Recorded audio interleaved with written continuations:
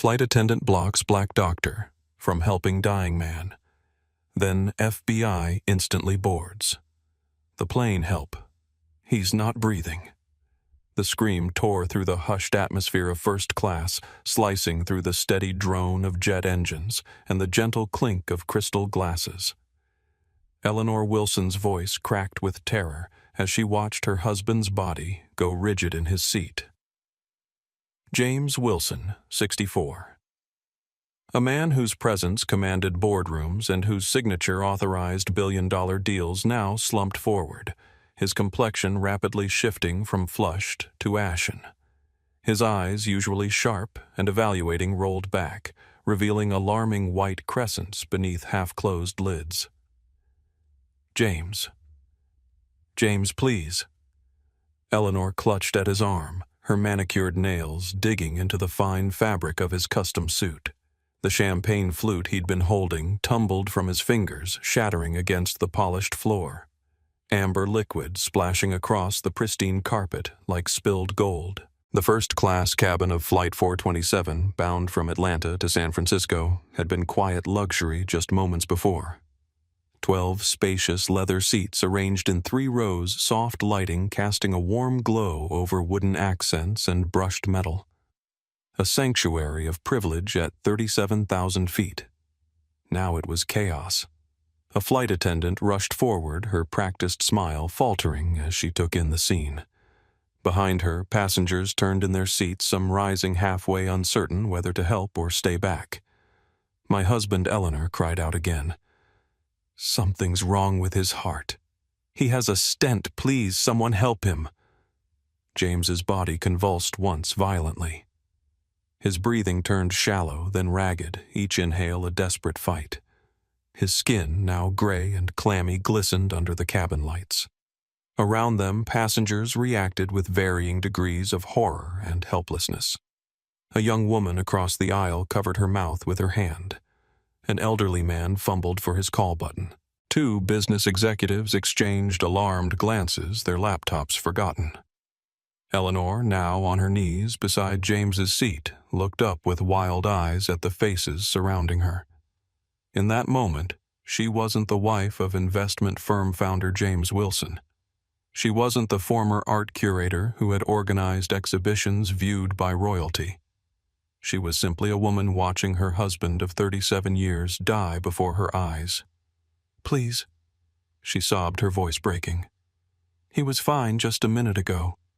We were talking about our granddaughter's recital next week." Her trembling hands moved to his face, cupping his jaw as if trying to will life back into him. "James, stay with me.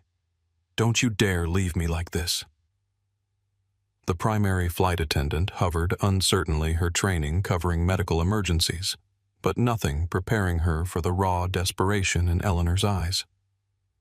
"Ma'am, I'll get the medical kit. Does anyone know CPR?" But James was deteriorating rapidly. His lips had taken on a bluish tinge and his chest movements grew more erratic. Each second seemed to stretch agonizingly as the gravity of the situation settled over the cabin like a weight.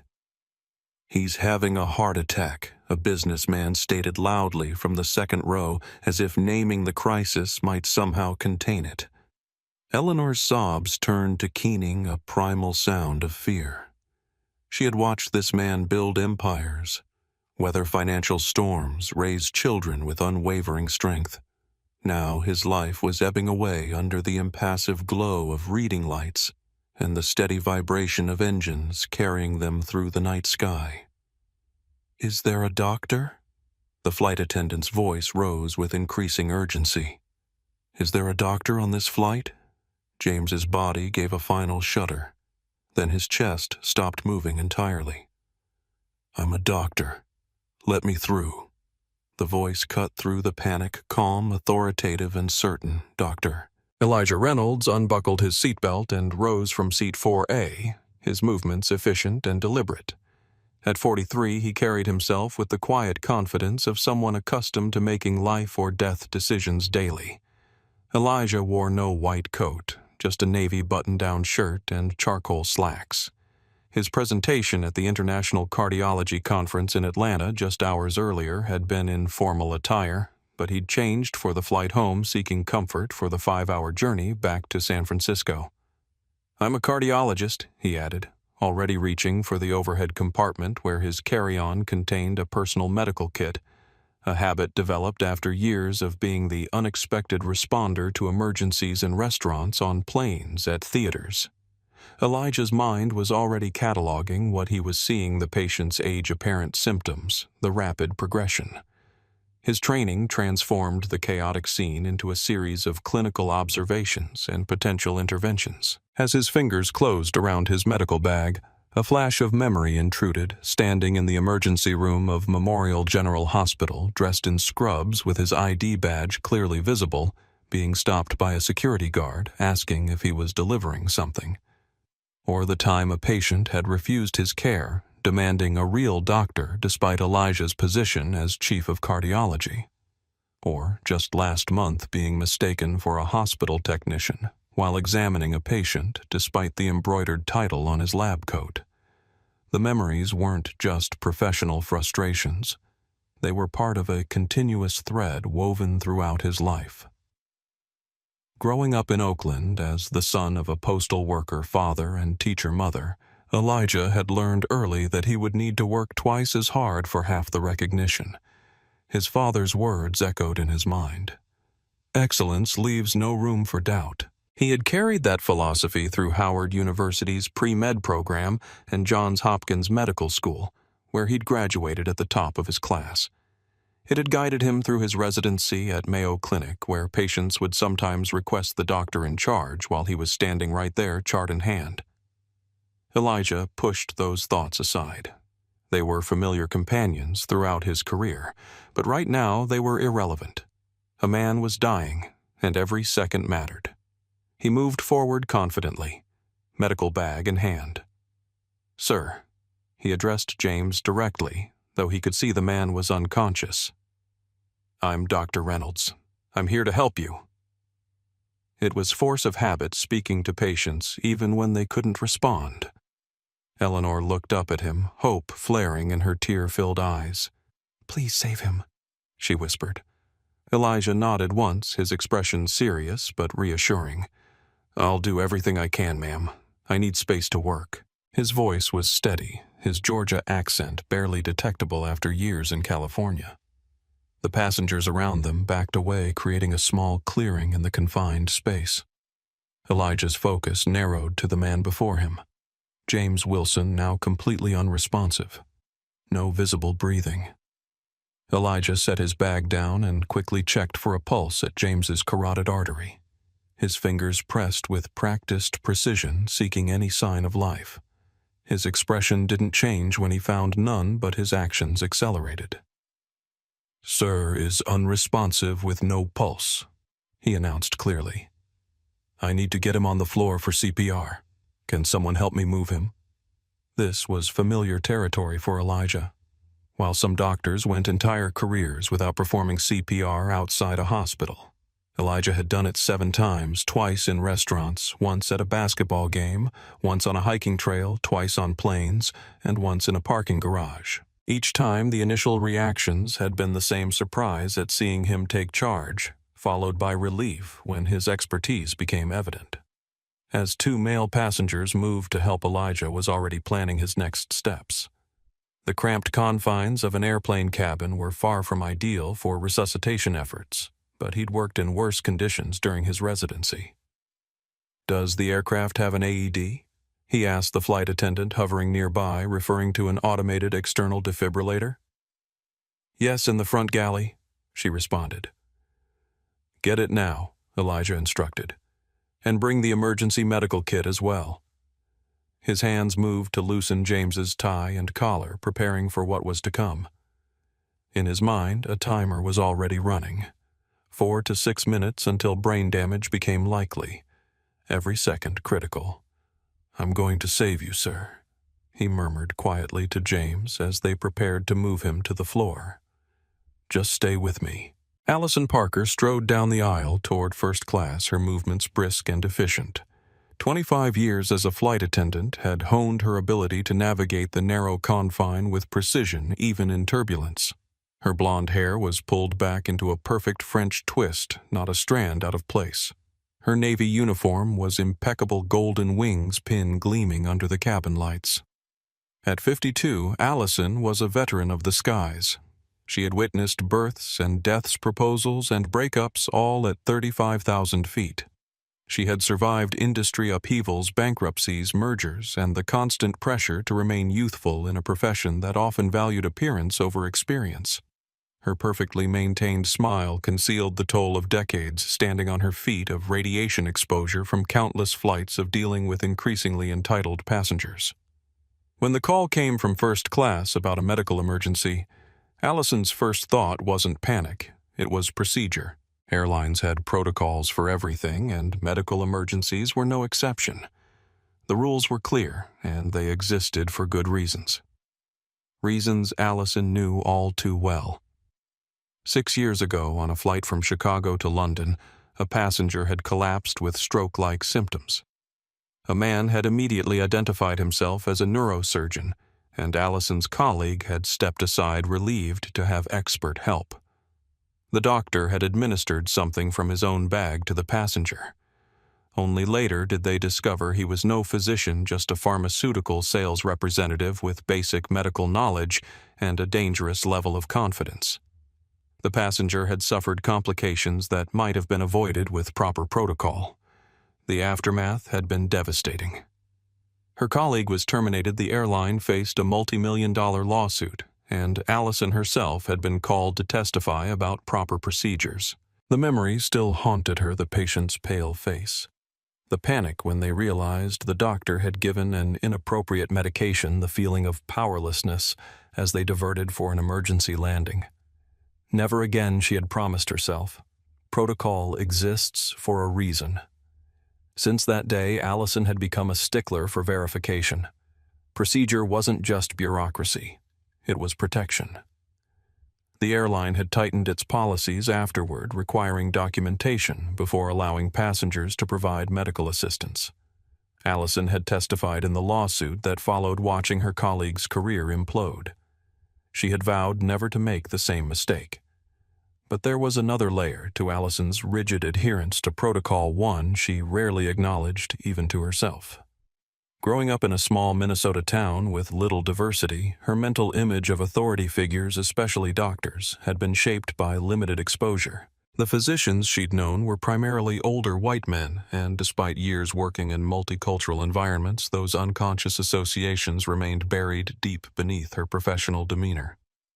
As she approached the scene in first class, Allison took in the situation with practiced efficiency. Elderly male passenger on the floor, apparent cardiac event, panicked wife, and a man kneeling beside the patient already taking charge. Her eyes narrowed slightly. The man, black, early 40s, wearing casual clothes, didn't fit the image that flashed in her mind when she thought doctor. It wasn't something she would ever admit aloud, but the unconscious association was there, buried beneath years of conditioning.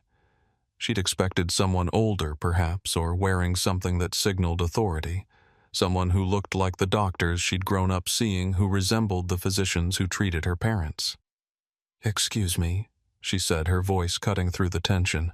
"I'm the senior flight attendant on this aircraft." "What's happening here?" Elijah didn't look up. His attention focused on James. "Passenger in cardiac arrest. I'm Dr. Elijah Reynolds, cardiologist. I need the AED immediately." Allison's posture stiffened slightly.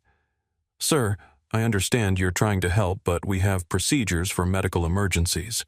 We need to verify credentials before—" "There's no pulse." Elijah interrupted, his tone unchanged, but his words carrying urgency. "Every second matters. Get me the AED now." Allison felt a flash of indignation. In her cabin, she was the authority figure, not this man who hadn't even made eye contact with her. Her hand moved to the communication device at her belt. "I'll need to see some identification first," she insisted. "We can't just allow anyone to—" "He's a doctor," Eleanor cried out, her voice ragged with fear. Please let him help my husband." Allison's gaze flicked briefly to Eleanor, then back to Elijah, who was now positioning James's head to clear his airway. "I'm starting compressions," Elijah announced, moving into position. "Someone time me. 30 compressions, then 2 breaths." Allison stepped closer, her voice dropping to a stern whisper. "Sir, you need to stop. We have protocols in place. The captain needs to be notified, your credentials verified. We can't risk." "What we can't risk?" Elijah replied finally, looking up at her with steady eyes, "is wasting critical minutes on paperwork while this man dies. I've identified myself as a physician. Under Good Samaritan laws, I'm protected to provide emergency care. Now either help me save this man's life or step aside." For a split second, doubt flickered through Allison's mind. What if he really was a doctor? What if her insistence on protocol cost precious minutes? But the memory of that London flight resurfaced immediately, the lawsuit, the termination, the passengers' suffering. Allison's jaw tightened. Throughout her career, she had encountered passengers who thought rules didn't apply to them.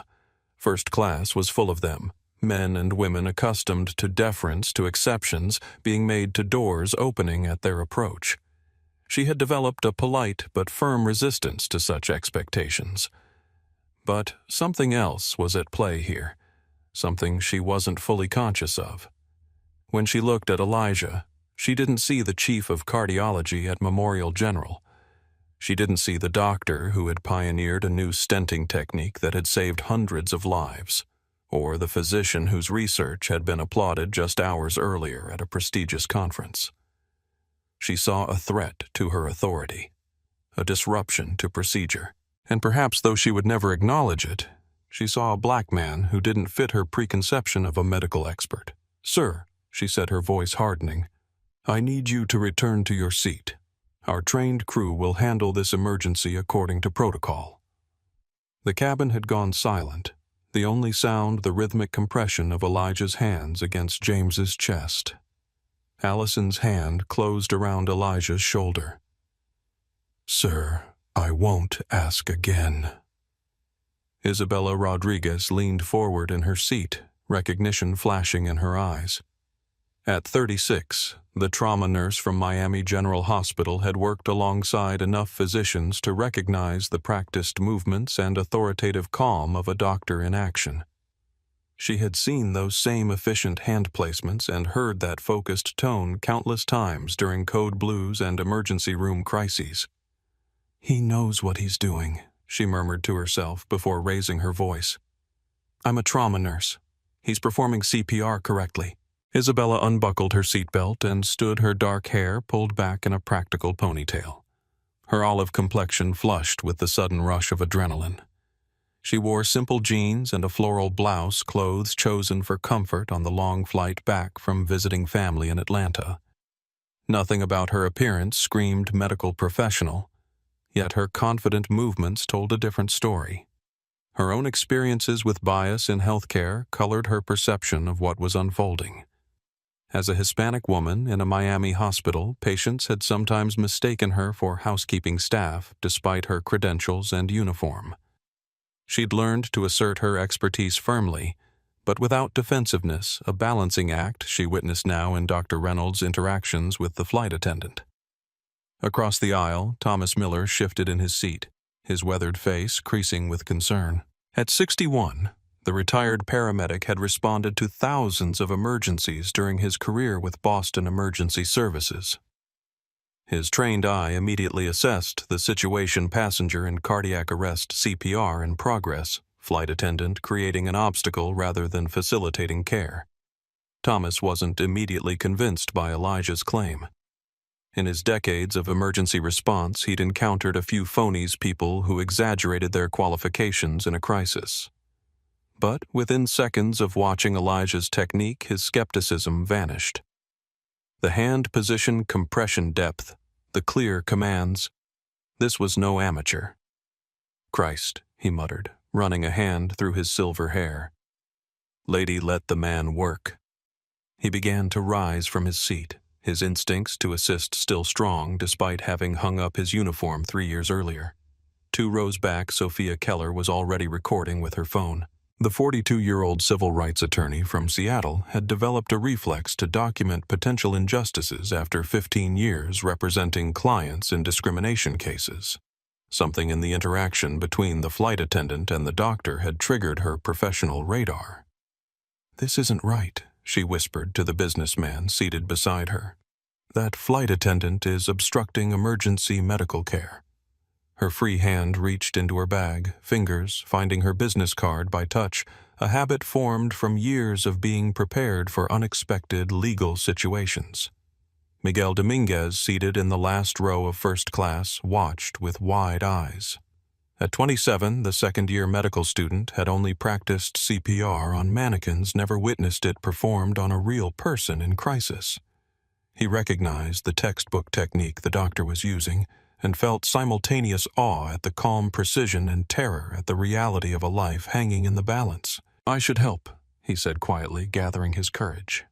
His clinical rotations hadn't prepared him for this, but his basic training could still be useful. He began mentally reviewing the steps for operating an AED, preparing to offer assistance if needed. The son of Mexican immigrants, Miguel had fought hard for his place in medical school. The doctor's commanding presence, despite being challenged, inspired him. This was the kind of physician he aspired to become. Evelyn Nelson observed the unfolding drama with a mixture of concern and recognition. At 70, the retired high school principal had lived through enough history to recognize the subtle currents underlying the confrontation. She had marched in the 1960s, had fought to integrate her school district in the 1970s, and had spent a lifetime recognizing the quiet indignities imposed on people based on appearance. She wouldn't be stopping him if he looked different. Evelyn noted softly, her voice carrying only to the passenger beside her. Her arthritic hands gripped the armrests as she leaned forward, determined to bear witness to what was happening. Nearby businessman Jonathan Wells, 58, shifted uncomfortably. "The flight attendant is just doing her job," he muttered to no one in particular. "There are procedures for a reason." His law and order instincts sided with established authority, even as his concern for the unconscious passenger created internal conflict. These passengers, each with different backgrounds, different expertise, different perspectives, became the impromptu jury to the unfolding drama. They saw what others missed: the subtle shift in Allison's posture when Elijah identified himself, the dismissive glance, the hand placed on his shoulder, not in support, but in restraint. Isabella was the first to move, her professional instincts overriding the social conditioning that typically kept passengers in their seats during disruptions. "Excuse me," she said, stepping into the aisle. "I'm a trauma nurse. I can verify that this man is performing proper emergency medical care. The patient needs immediate attention." Thomas joined her, his voice carrying the authoritative tone developed through decades of emergency response. "I'm a retired paramedic. That man needs the AED now, not in 5 minutes after paperwork." Sophia continued recording but called out, "Ma'am, preventing emergency medical care could constitute negligence. I'm an attorney, and I'm documenting this incident." Miguel approached tentatively. "I'm a medical student. I can help with the AED when it arrives." Evelyn's voice rose above the others, clear and cutting. "Young lady, would you be questioning this doctor if he were white? Think carefully about your answer." Jonathan stood as well, creating a counterpoint. "Let's all calm down. I'm sure the airline has protocols in place for everyone's safety." Allison Parker found herself suddenly surrounded, her authority challenged from multiple directions. Her hand dropped from Elijah's shoulder as if burned. In the center of this constellation of witnesses, Elijah continued, compressions his focus unwavering. "I need the AED," he repeated, not looking up. "This man's heart has stopped. We're running out of time." James Wilson lay unresponsive on the floor, his life depending entirely on the stranger kneeling above him, a stranger being prevented from delivering the care that might save him. Eleanor clutched her husband's hand, looking between Elijah and Allison with desperate, pleading eyes. "Please," she begged. "Let him save my husband." The first-class cabin had become more than a section of an aircraft. It was now a battlefield where prejudice and procedure clashed against expertise and urgency, with a man's life hanging in the balance. "Sir, return to your seat. We will handle this." Allison's voice cut through the cabin, sharp as a scalpel. Her right hand remained firmly on Elijah's shoulder, applying just enough pressure to communicate authority without appearing aggressive to onlookers. Elijah didn't stop the rhythmic compressions on James's chest. Each press was precise, delivered with the exact force and tempo that medical studies had proven most effective. "I'm a cardiologist," he stated again, his tone controlled despite the urgency. "This man is in cardiac arrest. He needs immediate defibrillation. His heart has stopped beating effectively." Sweat had begun to bead on Elijah's forehead, evidence of the physical exertion required to maintain proper CPR. Still, his voice remained steady. "I need the AED now." "He has minutes, perhaps less." Allison's lips thinned to a tight line. "Anyone can claim to be a doctor. We follow procedure." She glanced toward another flight attendant hovering nearby. "Lisa informed the captain we have a medical situation. We'll need to verify credentials before proceeding with any treatment." The younger flight attendant hesitated, her eyes darting between Allison and the unconscious passenger on the floor.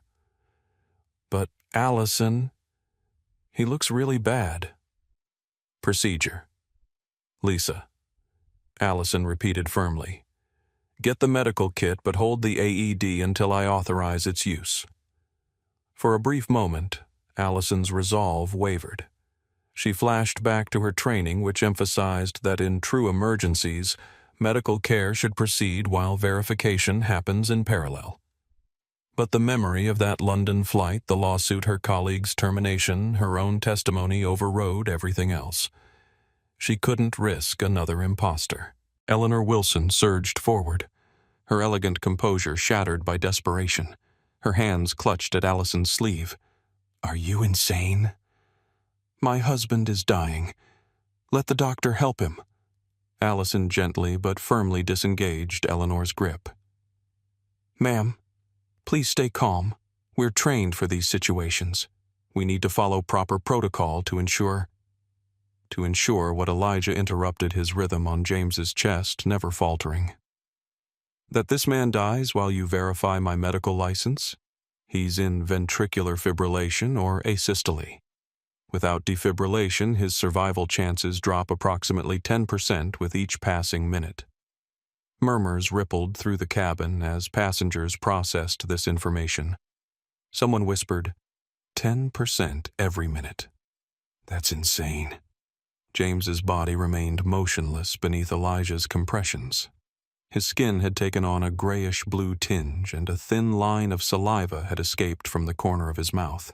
His once immaculate suit was now rumpled, his custom French cuffs stained with the champagne that had spilled during his collapse. Eleanor fell to her knees beside her husband's head, stroking his silver hair with trembling fingers. "James, please hold on. Don't leave me."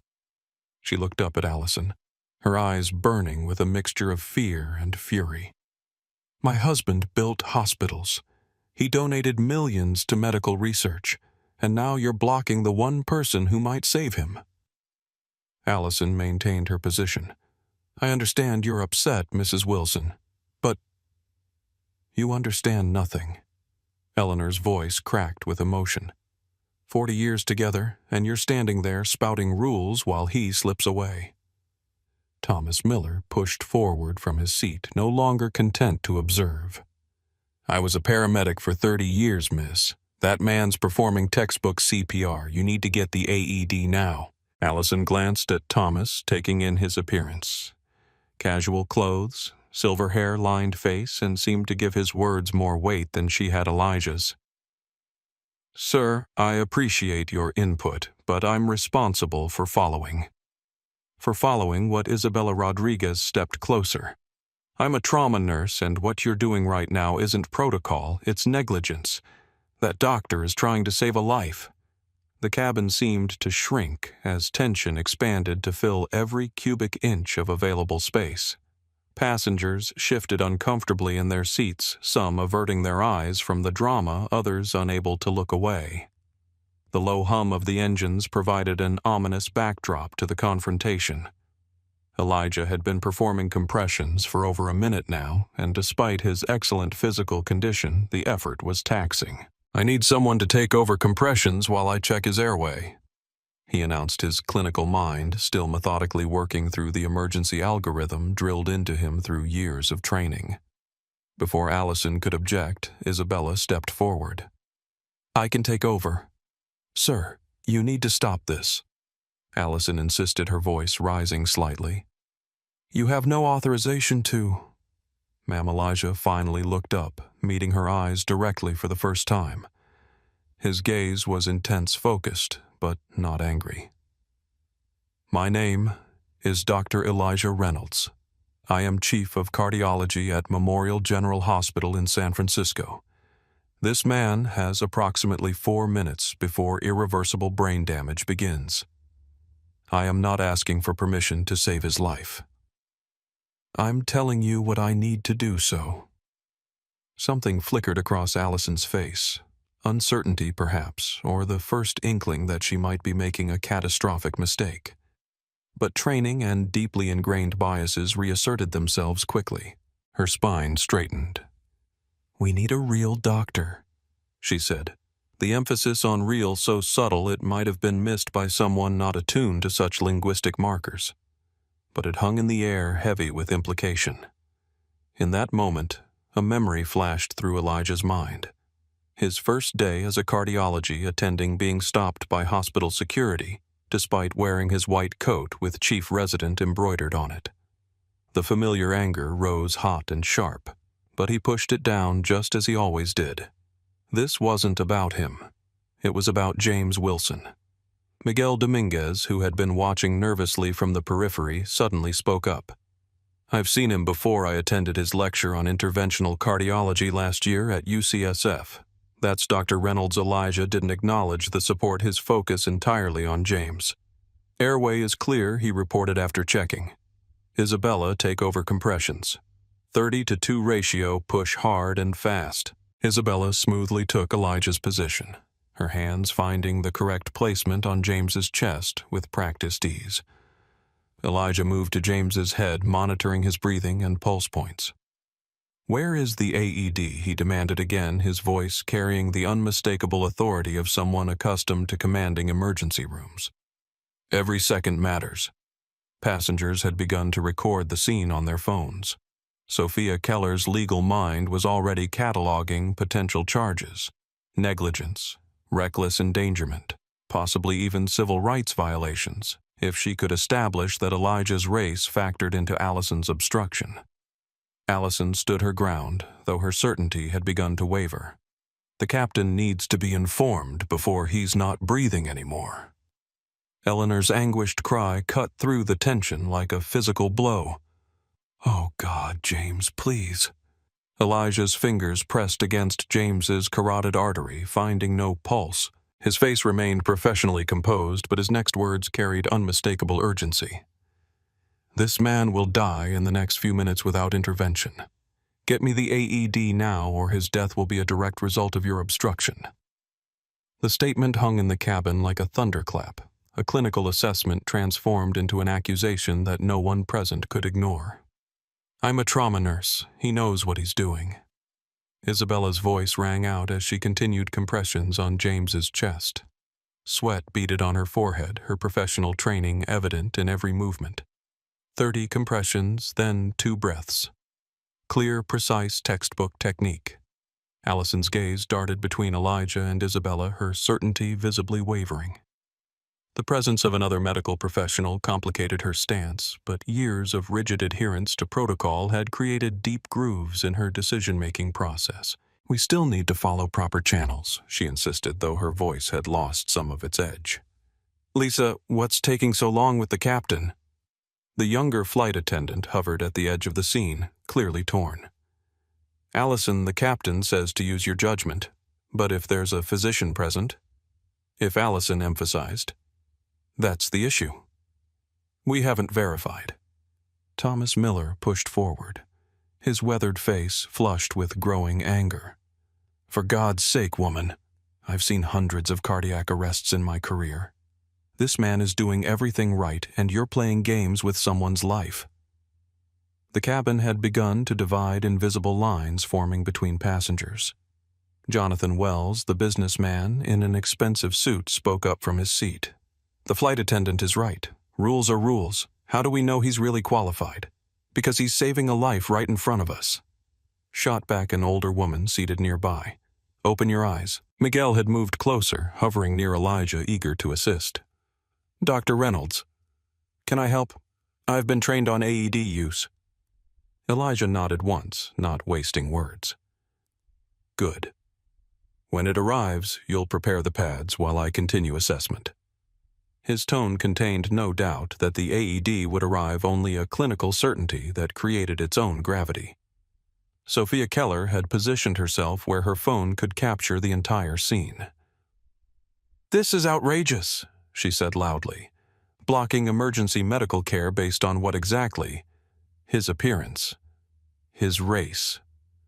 The word race sent a ripple through the cabin. Some passengers shifted uncomfortably. Others exchanged knowing glances. "That's not fair," Jonathan objected. "She's just doing her job, following protocol." "Protocol doesn't mean letting someone die," Thomas fired back. A middle-aged woman in a business suit chimed in. "If he were white with gray hair, would we even be having this conversation?" "That's race baiting," Jonathan retorted. "This is about safety, not race." Allison's cheeks had flushed with a mixture of indignation and growing uncertainty. "This has nothing to do with... I would stop anyone without proper..." "Would you?" Evelyn Nelson's voice cut through the chaos, calm but penetrating. The retired principal fixed Allison with a steady gaze. "Would you have stopped an older white man in a business suit who said he was a doctor? Be honest with yourself, dear." The question landed like a stone in still water, sending ripples of discomfort through the cabin. Several passengers looked down at their laps, unwilling to meet anyone's eyes. Isabella, still performing compressions, glanced up with fierce determination. "I've worked with doctors of every background for 15 years. The only thing that matters is this man knows what he's doing, and he's the best chance this patient has." On the floor, James Wilson remained unresponsive, his life literally in the hands of strangers. Eleanor had fallen into a state of shock, her sobs quieter now, but her eyes never leaving her husband's face. "Please," she whispered, "just save him." Lisa had returned, her face pale. "Allison, the captain, says to defer to any medical professional on board. And..." She hesitated, lowering her voice. "Several passengers have already sent messages about this situation using the in-flight Wi-Fi. It's on Twitter." This news seemed to strike Allison differently than all the arguments before it. The realization that the scene was not contained within the aircraft but was spreading to the outside world shifted something in her expression. Miguel spotted the emergency medical kit in Lisa's hands. "Is the AED in there?" Lisa nodded, but her eyes went to Allison, awaiting permission. The cabin held its collective breath. James Wilson had now been without proper circulation for nearly 3 minutes. The invisible countdown that Elijah had mentioned, 10% less chance of survival with each passing minute, loomed over them all. Allison's mind raced. The situation had spiraled beyond her control. If she continued to block the doctor and James Wilson died, the consequences would be catastrophic for the airline, for her career, and for her conscience. But if she stepped aside and he wasn't really a doctor... The memory of that London flight resurfaced again, but now with new perspective. Was she really protecting the passenger, or was she protecting herself? Was she following protocol, or was she letting fear drive her decisions? And buried beneath it all, a question she couldn't quite face: would she have the same doubts if the doctor looked different? "Allison," Thomas said, his voice gentler now, appealing to her humanity rather than attacking her judgment. Whatever you're worried about, liability procedure, verification, none of it will matter if this man dies, but it will haunt you forever. Trust me on that. Isabella had begun to tire her compressions slightly less forceful. Elijah noticed immediately. "I'll take over again," he said, moving back into position. As they smoothly exchanged places, the practiced choreography of their movements provided visual evidence of their medical training. Elijah resumed compressions with renewed vigor, his eyes finding Allison's. "Ms. Parker," he said, having noted her name tag earlier, "I understand your caution. But right now, I'm the best chance Mr. Wilson has. Let me help him, please." The word "please" not spoken as a plea, but as a professional courtesy between equals, seemed to penetrate Allison's defenses in a way that arguments and accusations had not.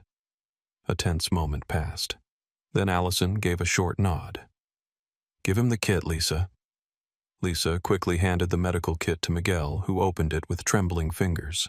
Inside was the AED, its bright yellow case instantly recognizable to anyone with emergency training. "Thank you," Elijah said simply, not breaking rhythm with his compressions. But as Miguel was about to remove the AED, Allison's hand shot out, stopping him. "Wait. I still need to see some identification. Some proof you're actually a doctor." The collective groan from the witnesses was audible. Sophia's camera caught Allison's renewed obstruction in high definition. "Are you kidding me?" Thomas exploded. After all this, Elijah didn't react to the renewed challenge, his focus entirely on James. "Isabella, take over compressions again. Miguel, get the AED ready. Expose his chest, prepare the pads." He was no longer asking permission or acknowledging Allison's authority. He had shifted fully into emergency physician mode, where the only hierarchy that mattered was the one that served the patient's survival. Isabella resumed compressions while Elijah reached into his back pocket for his wallet. Without interrupting his assessment of James, he flipped it open to reveal his medical license and hospital ID, holding it up for Allison to see. "Dr. Elijah Reynolds, California Medical License 658723, Chief of Cardiology, Memorial General Hospital," he stated flatly. "Now will you help us save this man's life or continue to obstruct emergency care?" The cabin went silent, all eyes on Allison Parker as the stark choice laid before her. "He's not breathing at all now." Eleanor's voice shattered the momentary silence, her words propelled by pure terror. James's body had gone completely still no longer, even the faintest rise and fall of his chest visible beneath Isabella's continuing compressions. Elijah's fingers pressed against James's carotid artery, finding no pulse. His face remained professionally composed, but his next words carried unmistakable gravity. "Cardiac arrest confirmed. No pulse, no respiration." His gaze locked with Allison's, his voice dropping to a tone that carried both authority and ultimatum. "Step aside, or you will be responsible for a man's death." The statement hung in the cabin like a thunderclap, a clinical assessment transformed into an accusation that no one present could ignore. Passengers visibly recoiled, the reality of the situation hitting them anew. This wasn't merely an argument over procedure. A human being was dying before their eyes. Allison hesitated, her hand still blocking Miguel from removing the AED. Conflict played across her features. Duty versus humanity, procedure versus reality. "I move." Thomas barked, his patience evaporated. For God's sake, woman, Isabella never broke rhythm with her compressions, but her eyes flashed with professional judgment. 4 minutes down. Brain damage begins soon." Miguel held the AED case, his knuckles white with tension. "Please, Ms. Parker. Let me give this to Dr. Reynolds." Eleanor had collapsed into near catatonia, her sobs reduced to quiet whimpers as she clutched her husband's limp hand. "James, don't leave me," she whispered. "Please, don't leave me." Sophia's camera continued recording, capturing the pivotal moment when procedure collided with humanity. "This is negligence," she stated loudly. Criminal negligence. Jonathan Wells, who had initially supported Allison, now looked uncertain. Ms. Parker, perhaps we should let the doctor proceed, given the urgency. Evelyn Nelson rose from her seat, her voice ringing with the authority developed through decades as a school principal. Young lady, I've lived long enough to recognize the difference between following rules and hiding behind them. What you're doing right now isn't protecting anyone. It's protecting your own discomfort with trusting this man. The words landed with precision. Allison's eyes widened slightly, something like recognition flickering across her face.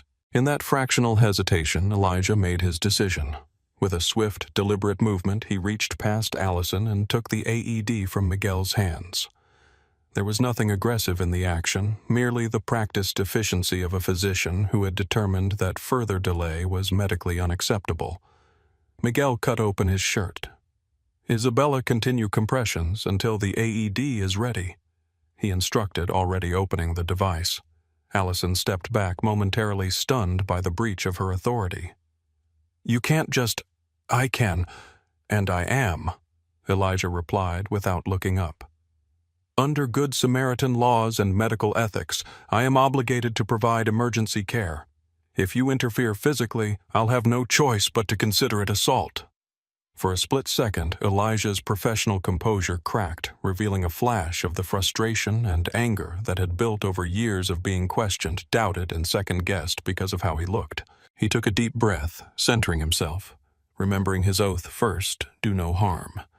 The cabin collectively held its breath. Miguel produced a small pair of scissors from the emergency kit and quickly cut through James's shirt, exposing his chest. Isabella maintained compressions, her technique perfect despite growing fatigue. Elijah powered on the AED, its electronic voice filling the cabin with automated instructions. Remain clear of patient, analyzing rhythm.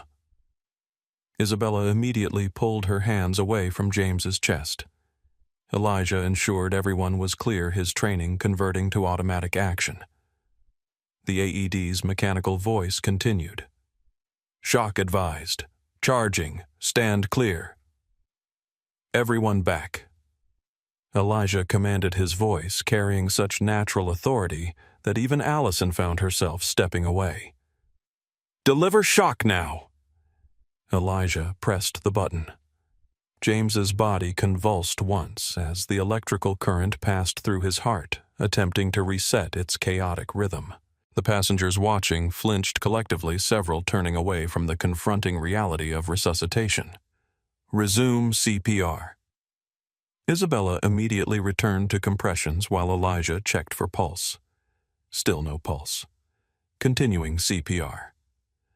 Eleanor's eyes were fixed on her husband's face, searching for any sign of response. Finding none, she looked up at Elijah with desperate hope. Is it working? Please tell me it's working. Elijah maintained his professional demeanor, but his voice gentled. We're doing everything possible, Mrs. Wilson. The AED will analyze again in 2 minutes. The atmosphere in the cabin had transformed. What had been a confrontation between Allison and Elijah had become a unified effort to save James Wilson's life.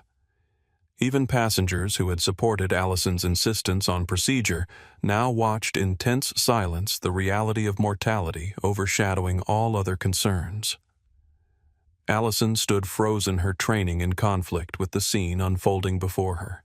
The doctor whose credentials she had questioned was now clearly demonstrating expertise that could not be faked.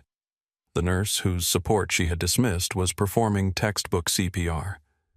The medical student whose assistance she had blocked was now efficiently setting up the next phase of emergency care. In that moment, the full weight of what she had done, what she had almost prevented, hit Allison with crushing force.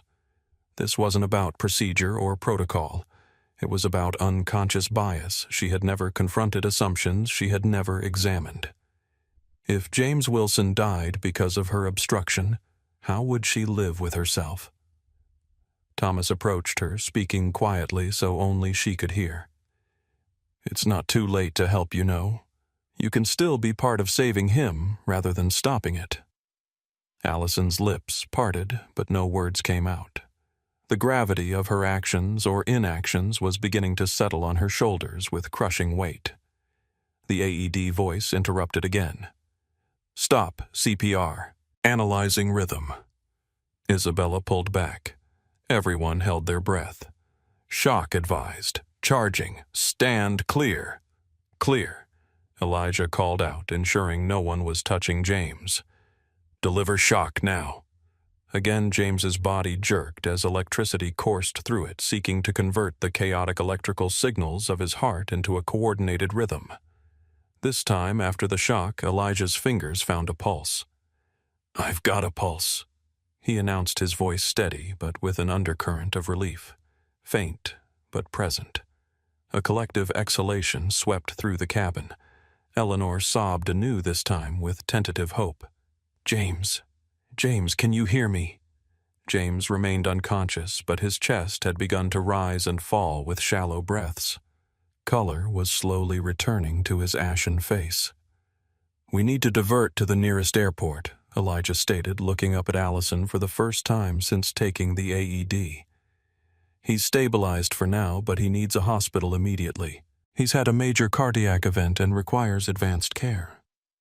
Allison nodded, the fight gone from her posture. "I'll inform the captain."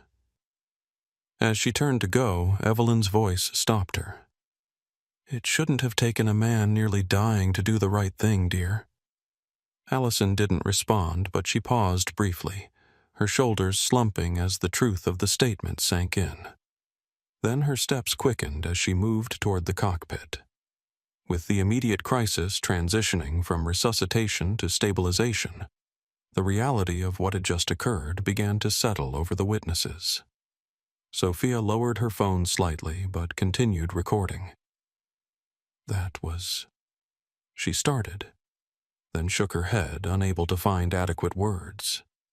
"That was prejudice nearly killing someone," Thomas finished for her, his voice carrying clearly through the cabin. No one, not even the passengers who had initially supported Allison, contradicted him.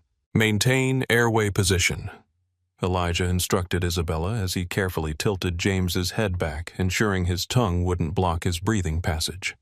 "Miguel, get the oxygen from the kit. We need to increase his saturation levels."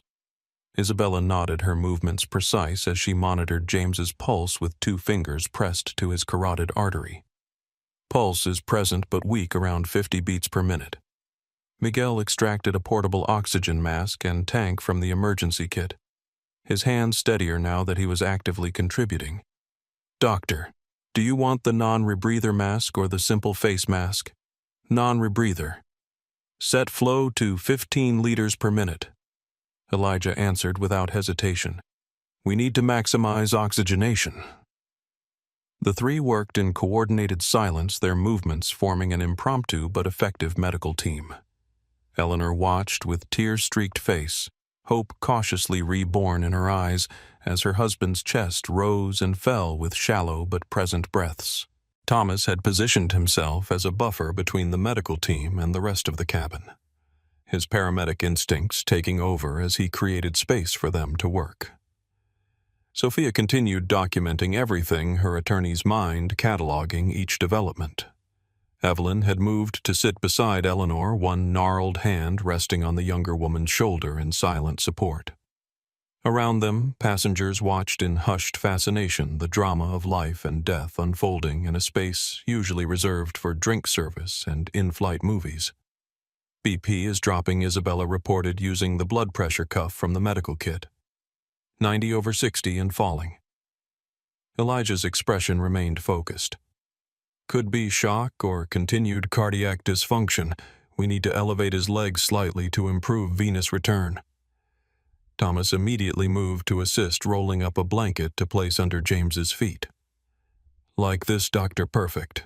Elijah attached the oxygen mask over James's face, adjusting the straps with practiced efficiency. "Miguel, monitor his oxygen saturation with the pulse ox. We need to keep it above 90%. The medical student nodded, attaching the small device to James's index finger. "Reading 87% currently, doctor. Increase oxygen to maximum flow, Elijah instructed, and prepare the AED for another analysis in 2 minutes. He's at high risk for rearrest. While the team worked, Allison returned from the cockpit, her face pale. The captain has declared a medical emergency. We're diverting to Denver International. ETA 20 minutes. Emergency services will meet us at the gate. Elijah acknowledged this with a nod, but didn't pause his assessment of James. His cardiac rhythm is still unstable. I need the full list of medications in that kit. Allison hesitated just a fraction of a second before responding. I'll get the complete inventory. As she turned to retrieve it, Lisa approached with a tablet in hand, her expression concerned. Allison, I need to speak with you privately. The senior flight attendant followed Lisa to the galley where a hushed but intense conversation ensued, occasionally punctuated by Allison's sharp, "What?" and "That's impossible." Though the words were indistinct to the cabin, the tone suggested disturbing news. Back with James, Elijah had established a systematic approach to monitoring his tenuous condition. Isabella check vital signs every 2 minutes. Miguel monitor oxygen levels continuously and alert me to any changes. Dr. Miguel said his voice dropping the patient's saturation is dropping again, down to 85%. Elijah immediately reassessed James's airway. His lips are still cyanotic. Possible pulmonary edema developing. We may need to intubate if his status deteriorates further. Eleanor gripped Evelyn's hand tightly. What does that mean? Is he getting worse? Elijah answered with calm honesty. His heart has suffered significant damage, Mrs. Wilson. We've restored circulation, but his body is still in crisis. We're doing everything possible with the resources available. Thomas leaned closer. Doctor, if you need to intubate, I assisted with field intubations during my service. I can help. Thank you, Elijah, replied genuine appreciation in his voice. Let's hope it doesn't come to that. For a moment, Elijah allowed himself to feel a flash of frustration, not at the situation, but at how much time had been lost in the confrontation with Allison. In cardiac emergencies, minutes mattered. Every second of delay decreased the chances of full recovery. He pushed the thought aside. Regret was a luxury he couldn't afford right now. The AED beeped again, signaling another rhythm check. Everyone clear, Elijah commanded. The cabin fell silent as the device analyzed James's heart rhythm. No shock advised. Continue monitoring. A collective breath of relief whispered through the cabin. Elijah checked James's pulse again. Rate is improving slightly. Up to 60 BPM now. Isabella reported the updated blood pressure. BP stabilizing at 95/65. Oxygen saturation up to 88%. Miguel added. Elijah nodded. Good. He's responding to the oxygen. Keep monitoring closely. Across the cabin, Allison returned from her conversation with Lisa, her expression significantly altered. The confidence and authority she had projected earlier had drained away, replaced by what appeared to be growing dread. She approached Elijah, standing at a respectful distance from where he continued to monitor James. Dr. Reynolds, she began, her voice notably different. I need to inform you that several passengers have already contacted people on the ground about what happened here. Elijah didn't look up. I'm focusing on my patient, Ms. Parker. Public relations concerns are secondary, I understand, but stand. Allison swallowed visibly. The airline's social media team reports that videos are already circulating, and... She lowered her voice. Someone on board recognized Mr. Wilson. He's James Wilson of Wilson Investment Group. His company owns significant shares in our airline. This information, clearly intended to underscore the gravity of the situation for Allison's purposes, seemed to make no impression on Elijah. His identity doesn't change his medical needs. He's a patient requiring emergency care, nothing more or less. From nearby, Sophia spoke up without lowering her phone. What you're witnessing, ladies and gentlemen, is the difference between someone concerned with appearances and someone concerned with saving lives. The comment drew murmurs of agreement from several passengers. Allison's cheeks flushed with humiliation, but she made no retort. Instead, she asked in a subdued voice, "Is there anything else you need for the patient, Doctor?" "Yes," Elijah replied, still focused on James. "I need all passengers except immediate medical assistance to return to their seats. We need space to work, and I need a direct line to the medical team that will meet us in Denver so I can brief them on his condition."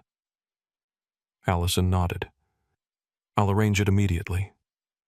As she moved away, Thomas stepped closer to Elijah. "That was interesting," he observed quietly. Amazing how quickly attitudes change when consequences appear on the horizon. Elijah made a non-committal sound, his attention fixed on the monitors and his patient. "Miguel oxygen stats, holding at 89%. Doctor." "Isabella, another BP check, please." As Isabella took the reading, James's eyelids fluttered slightly, the first independent movement since his collapse. Eleanor gasped, leaning forward. James, can you hear me?" There was no further response, but Elijah noted it. "Good sign. He's showing minimal consciousness. Keep talking to him, Mrs. Wilson. Familiar voices can help." Eleanor took her husband's hand, squeezing gently. "James, it's Ellie. You're going to be okay. There's a wonderful doctor helping you." Across the aisle, Evelyn watched Allison directing other passengers back to their seats, the older woman's eyes sharp with assessment. When Allison passed near her, Evelyn spoke just loudly enough to be heard. "I hope you're reflecting on what almost happened here today because of your assumptions." Allison didn't respond verbally, but her step faltered momentarily before she continued down the aisle. The aircraft had begun its descent into Denver, the slight change in cabin pressure noticeable. Elijah monitored James closely for any adverse reaction to the pressure change. "We're starting our approach to Denver," the captain's voice announced over the intercom. "All passengers, please return to your seats and fasten your seatbelts. Medical personnel may remain with the patient, but secure yourselves as best as possible." Thomas, Isabella, and Miguel exchanged glances, silently confirming they would stay to assist Elijah despite the announcement. "The patient will need to be moved very carefully once we land," Elijah told them. "Any jostling could trigger another arrest. Isabella, be prepared to resume compressions if necessary. Miguel, stay with the AED. Thomas, you'll help stabilize his head and neck during transfer." They all nodded, their impromptu team now functioning with the coordination of professionals who had worked together for years rather than strangers who had met under crisis. The plane began its final descent, the tension in the cabin shifting from the human drama that had unfolded to the mechanical reality of bringing a massive aircraft safely to Earth while a medical emergency continued within. Through it all, Elijah maintained his focus on James Wilson, whose life now depended entirely on the skill and judgment of the doctor who had been blocked from helping him, a truth not lost on anyone who had witnessed the confrontation. As the aircraft's wheels touched down on Denver's runway with a jolt and scream of brakes, James Wilson's hand twitched in his wife's grasp, a small movement perhaps insignificant in medical terms, but to Eleanor it was everything. "He squeezed my hand," she whispered, fresh tears flowing. "He squeezed my hand." Elijah allowed himself the briefest smile, not of pride, but of cautious hope. "Keep holding on, Mr. Wilson," he said to his patient. "Help is almost here." The aircraft taxied rapidly toward the emergency services area, the urgency of their situation evident in their priority clearance. Inside the first-class cabin, Elijah continued his methodical care of James Wilson, his movements precise despite the aircraft's occasional bumps and turns. Oxygen saturation holding at 90%. Miguel reported his eyes fixed on the pulse oximeter. Slight improvement. Isabella checked the blood pressure again. BP 100 over 65 now, still low but more stable. Good. Elijah acknowledged his trained fingers palpating James's peripheral pulses. Radial pulse is weak but detectable. He's maintaining adequate perfusion for now. The medical improvisation required in the confined space of an aircraft would have challenged even experienced emergency physicians. The first-class cabin, designed for luxury rather than life-saving, provided none of the equipment or space that Elijah was accustomed to in Memorial General's state-of-the-art cardiac care unit. Yet he adapted with the fluidity that separates merely competent doctors from exceptional ones, using a folded blanket to elevate James's head at precisely the right angle, repurposing a seat cushion to support the patient's legs, calculating medication dosages in his head when needed. Each action reflected years of training and experience. Eleanor hadn't released her husband's hand since he'd shown that small sign of responsiveness. "James," she continued, speaking to him softly, "we're landing in Denver. You're getting help. The doctor says you're doing better." Thomas positioned himself to stabilize James during landing, his weathered hands gentle but firm on the patient's shoulders. "Almost there," he said quietly. "You've got the best impromptu medical team this side of an actual hospital, sir." Elijah glanced up as the aircraft made its final approach to the gate. "Everyone brace for stopping," he warned. "Isabella, be ready with manual ventilation if his stats drop. Miguel, keep the AED prepped for immediate use." The young medical student nodded, his earlier nervousness replaced by focused determination. "Ready, doctor." Across the aisle, Sophia Keller had finally lowered her phone, though she had continued recording audio. The attorney's expression was a mixture of outrage and professional assessment. She had witnessed not just a potential civil rights violation, but also a textbook example of how unconscious bias could have lethal consequences. "Ladies and gentlemen, we have arrived at Gate B-17, the captain's voice announced over the intercom. "Emergency medical personnel are boarding immediately. Please remain seated with seat belts fastened until they have removed the patient." Elijah used these final moments to prepare James for transport. "Miguel, disconnect the portable oxygen but keep it ready. Isabella, continue monitoring vitals during transfer. Thomas, will need to move him extremely carefully to avoid triggering arrhythmia." Despite his outward calm, Elijah felt the weight of responsibility pressing on him. James Wilson's condition remained precarious, and any number of complications could still arise. The successful resuscitation was just the first step in what would likely be a complex medical journey.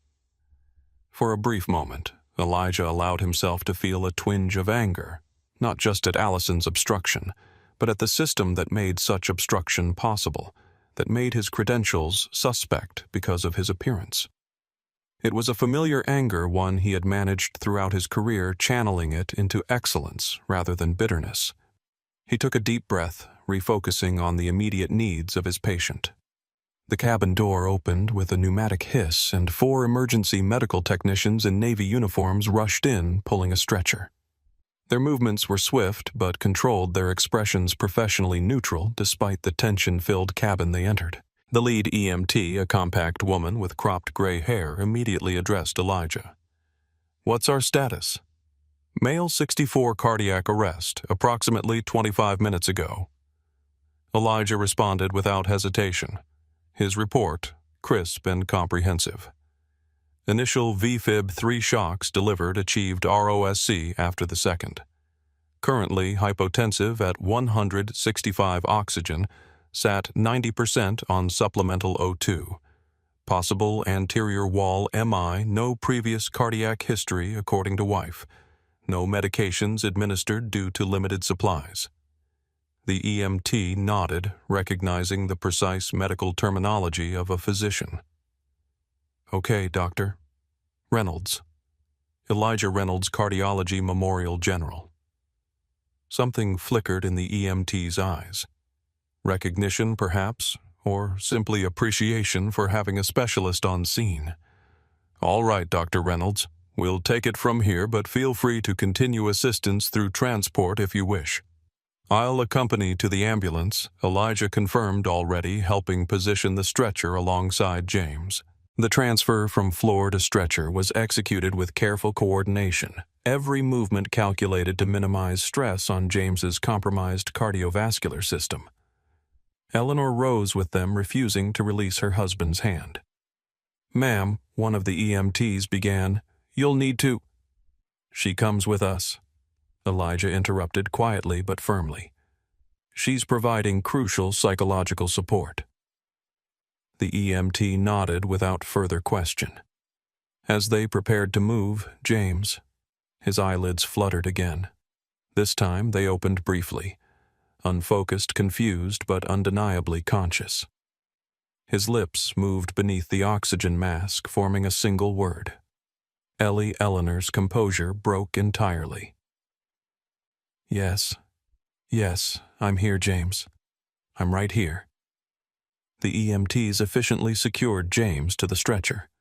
As they began to move him toward the exit, Elijah maintained a hand on his patient's wrist, monitoring his pulse directly. Isabella Thomas and Miguel stepped back, their emergency roles complete, but their investment in James's survival evident in their concerned expressions. Dr. Reynolds' Isabella called out as they reached the door. "Thank you for fighting for him." Elijah gave a simple nod of acknowledgement, his focus still primarily on his patient as they maneuvered the stretcher through the narrow aircraft door. The remaining passengers sat in stunned silence as James was evacuated from the aircraft, the reality of what they had witnessed still settling over them. Some appeared shaken, others contemplative. A few were already on their phones, undoubtedly sharing what they had seen. Allison Parker stood near the galley, her face ashen. The confidence that had fueled her obstruction had drained away entirely, replaced by the dawning horror of recognition, not just of Elijah's expertise, which was now undeniable, but of her own actions and their potential consequences. For a brief moment, her eyes met those of Jonathan Wells, the businessman who had initially supported her adherence to protocol. There was no support in his gaze now, only a troubled awareness of how close they had come to witnessing a preventable death. As the medical team disappeared into the jet bridge with James Wilson, his wife, and Dr. Reynolds, the first-class cabin was left in an uncomfortable silence. The absence of the crisis created space for reflection, for questions, for accountability. Thomas Miller broke the silence first, his voice carrying the weight of decades in emergency services. "I've seen a lot in my career," he said to no one in particular, "but I've never seen someone fight so hard to prevent a qualified doctor from saving a life." Isabella nodded in agreement. His technique was flawless. Textbook advanced cardiac life support, and she— her eyes flicked toward Allison. "She nearly cost that man his life." "Not nearly," Sophia corrected her attorney's precision evident. If Dr. Reynolds hadn't insisted on acting despite her obstruction, Mr. Wilson would almost certainly be dead by now. These statements hung in the air, unanswered and unanswerable as the reality of what had transpired settled over everyone present. Outside on the tarmac, emergency lights flashed red and blue against the aircraft's white fuselage, a visual reminder that while the immediate crisis had moved beyond the confines of Flight 427, its impact continued to reverberate among those left behind. "I've got a pulse." Elijah confirmed, his fingers pressed firmly against James Wilson's carotid artery as the stretcher cleared the jet bridge. Weak but steady. Heart rate approximately 65 BPM. The lead EMT, her name tag reading Martinez, nodded sharply. "Good. We've got a cardiac team standing by. ETA to University Medical 3 minutes once we're in the ambulance." Eleanor hurried alongside the stretcher, her hand still clutching her husband's. The terminal had been partially cleared to facilitate their passage, but a few onlookers watched from behind hastily established barriers, their expressions a mixture of curiosity and concern. James's eyes fluttered open again, more alert this time. He blinked in confusion at the ceiling passing above him, then at the oxygen mask covering his face. James Eleanor leaned closer. "We're getting you to a hospital. You're going to be okay." His eyes found hers, recognition dawning through the fog of his compromised state. He tried to speak, but the words were muffled by the mask. "Don't try to talk. Elijah advised, still walking alongside the stretcher, one hand maintaining contact with James's pulse point. "Conserve your energy, Mr. Wilson. Your heart has been through a significant event."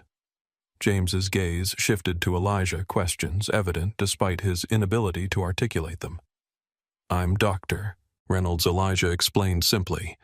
"You experienced cardiac arrest on the flight. We were able to resuscitate you, and you're now stable enough for transport to the hospital." Understanding flickered in James's eyes. He managed a small nod before closing his eyes again, the brief moment of consciousness clearly exhausting him. "Is that normal?" Eleanor asked anxiously. "For him to be awake, and then not again?" "Yes," Elijah assured her. "His body is conserving energy. Brief periods of consciousness are a positive sign." They reached the terminal doors where an ambulance waited, its rear doors open. Interior lights bright against the afternoon sky. 2 more medical personnel stood ready to assist with the transfer. Dr. Reynolds, EMT Martinez, said as they approached the ambulance, "Will you be riding with us?" "Yes," Elijah replied without hesitation. "I'd like to ensure continuity of care." Martinez nodded clearly, appreciative. "Welcome aboard, then." As they transferred James into the ambulance, Elijah maintained his professional focus, but his mind registered the significance of the moment. After being questioned, blocked, and doubted on the aircraft, his expertise was now being not just accepted but actively sought. The contrast was stark, though he allowed himself no visible reaction to it. Eleanor climbed into the ambulance after her husband, taking a seat where she could maintain contact with him. Her face showed the emotional toll of the past half hour, tear-streaked makeup, disheveled hair, the haunted look of someone who had glimpsed the possibility of life without their partner. "He's going to need comprehensive cardiac care," Elijah told Martinez as the ambulance doors closed. "Likely an immediate catheterization to determine the extent of blockage, followed by potential stenting or bypass depending on the findings." Martinez nodded, already connecting James to the ambulance's more advanced monitoring equipment. "University Medical has one of the best cardiac centers in the region. Dr. Patel is leading the team waiting for us." The ambulance pulled away from the terminal sirens blaring as it accelerated toward the airport exit. Inside, the medical team worked with practiced coordination to stabilize James for the short but critical journey to the hospital. "BP 105, over 70 now," one of the EMTs reported. "Improving. Oxygen saturation up to 92%, added another." Elijah nodded, allowing himself the first small measure of relief. "His condition is stabilizing. The immediate danger is passing." Eleanor released a shuddering breath, the first tentative hope visible on her face. "So he's going to be okay?" Elijah met her eyes directly, his expression compassionate but honest. "He's responding well to initial treatment, which is very positive, but he's not out of danger yet. His heart has sustained significant stress, and we won't know the full extent of the damage until further tests are completed at the hospital." She nodded, appreciating the candor. "Thank you. For everything. For fighting to help him when—" She trailed off, unable to complete the thought. Elijah understood what she couldn't say when others had tried to prevent him. "I was doing my job, Mrs. Wilson. Nothing more." "No," she disagreed quietly. "You did much more than that. You refused to back down when it would have been easier to do so." The observation struck closer to home than Eleanor could have known. Throughout his career, Elijah had faced moments where backing down would indeed have been easier, when patients questioned his expertise based on his appearance, when colleagues subtly undermined his authority, when hospital visitors assumed he was support staff rather than a department chief. He had never chosen the easier path. Not once. But that choice carried a cost: the constant emotional labor of maintaining professional composure in the face of doubt and dismissal, the energy expended proving his qualifications over and over again. For a moment, the weight of that accumulated burden pressed on him. He felt a flash of exhaustion that went beyond the physical demands of the emergency, a bone-deep weariness from fighting the same battle in different forms throughout his career. The ambulance swerved slightly as it navigated a turn, the driver expertly managing the vehicle's momentum to minimize disruption to the patient. James's monitoring equipment beeped steadily, each sound a confirmation that his heart continued to function. "We're 2 minutes out," Martinez announced. Eleanor squeezed her husband's hand. "Did you hear that, James? Almost there?" To everyone's surprise, James's eyes opened again. This time his gaze was clearer, more present. He looked directly at Elijah and with visible effort raised his hand to pull the oxygen mask slightly aside. "You," he managed, his voice barely audible. "You're the one who saved me." Elijah moved the mask back into place gently but firmly. "It was a team effort, Mr. Wilson.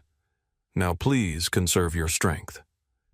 James shook his head slightly, determined to communicate something. He moved the mask again, just enough to whisper, "Thank you." The simple gratitude delivered with such effort carried more weight than elaborate speeches could have. Elijah nodded once in acknowledgement, his professional demeanor softening momentarily.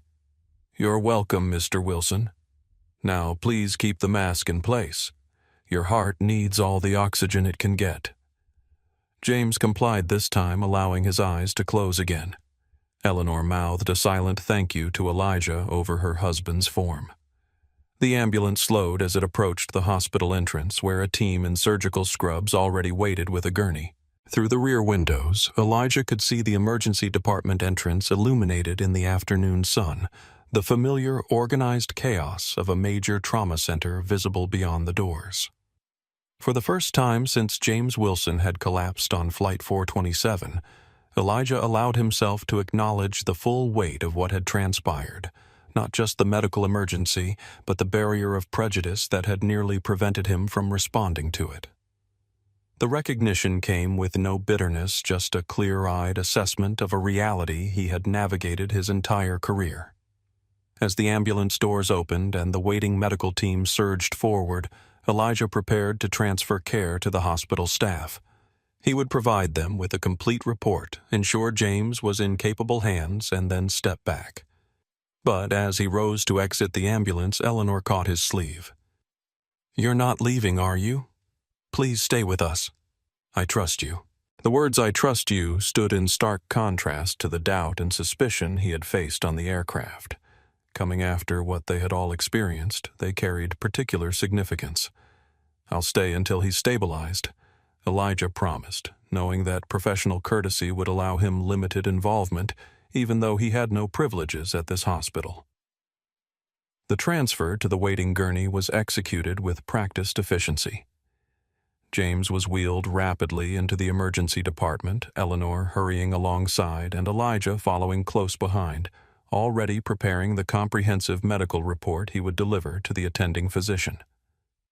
Behind them, the ambulance doors closed the vehicle, already preparing to respond to the next emergency. But for James Wilson, his wife, Eleanor, and Dr. Elijah Reynolds, the most critical turning point had already occurred, not just in the medical crisis, but in the human recognition of worth, beyond appearance of expertise, beyond preconception of value, beyond prejudice. The aircraft's wheels touched down on Denver International's runway with a screech of rubber against concrete, the impact sending a shudder through the cabin. Despite the captain's expert handling, the landing was firmer than usual due to their expedited approach. In first class, the atmosphere remained heavy with tension, even after James Wilson and Dr. Reynolds had been evacuated. Passengers sat in uncomfortable silence, processing what they had witnessed. Some avoided eye contact, while others spoke in hushed tones, describing what they had seen to seatmates who might have missed details in the chaos. "Ladies and gentlemen," the captain's voice came over the intercom, "we apologize for the medical emergency and unscheduled landing. We'll be continuing to San Francisco as soon as possible, but we need to complete some paperwork regarding the incident and refuel. Please remain seated for now. Further instructions will follow." Allison Parker stood near the galley, her usual confident posture noticeably absent. She had spent the landing in the rear of the aircraft as far from the first-class passengers as possible. Now necessity brought her back to face those who had witnessed her actions. The professional mask she attempted to maintain couldn't hide the anxiety evident in her tight grip on the service cart handle. Isabella Rodriguez unbuckled her seatbelt and stood stretching muscles tired from performing CPR. "That was," she began, then shook her head, unable to find adequate words. "A disgrace." Thomas Miller supplied his weathered face, creased with lingering anger. "In 40 years of emergency response, I've never seen someone actively try to prevent life-saving care." Miguel Dominguez remained in his seat, his expression still showing traces of the adrenaline rush from participating in a real-life emergency. "Do you think Mr. Wilson will be okay?" he asked no one in particular. "Thanks to Dr. Reynolds, he has a chance," Isabella answered. "If he hadn't insisted on helping—" She left the alternative unspoken. Sophia Keller had been reviewing the video she had captured her attorney's mind, already considering its implications. "This is textbook negligence," she commented loud enough for Allison to hear. "Possibly worse." Evelyn Nelson, who had remained a steady observant presence throughout the crisis, folded her hands in her lap. What we witnessed wasn't just negligence. It was prejudice in action, the kind that doesn't announce itself with slurs or violence, but with doubt and obstruction, the kind that kills quietly. Her words landed in the cabin like stones, creating ripples of uncomfortable recognition among some passengers. Jonathan Wells, who had initially supported Allison's stance, now looked troubled. "I was wrong," he admitted quietly to the passenger beside him. "I thought she was just following protocol, but the doctor clearly knew what he was doing. I wonder if I would have questioned him if—" He trailed off, unwilling to complete the thought aloud.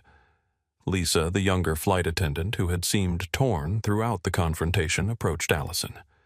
"The captain wants to speak with you," she said quietly. "And there are messages from headquarters." Allison nodded stiffly, her complexion pale beneath her makeup. "I'll go immediately." As she turned to leave, Thomas called out, "Ma'am, I'd like to know something." Allison paused, visibly bracing herself. "Would you have stopped a white doctor from helping?" Thomas asked bluntly, his voice carrying through the cabin. "Would you have demanded credentials if Dr. Reynolds had been an older white man in a business suit?" The question hung in the air, unanswerable in any honest way that wouldn't condemn her. Allison's lips parted, but no words emerged. After a moment of painful silence, she continued toward the cockpit without responding.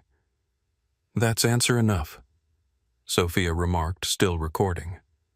What neither Thomas nor Sophia could see was the storm of conflicting emotions behind Allison's carefully maintained facade. As she walked to the cockpit, memories flashed through her mind, the London flight that had shaped her rigid adherence to protocol, yes, but also more personal memories she rarely acknowledged. Growing up in a small Minnesota town where the only doctor had been an older white man with silver hair and a commanding presence. Her father's dismissive comments about affirmative action hires whenever they saw professionals who didn't fit his preconception of authority. The unconscious comfort she felt when dealing with people who matched her mental image of expertise, and the subtle, unexamined discomfort when they didn't.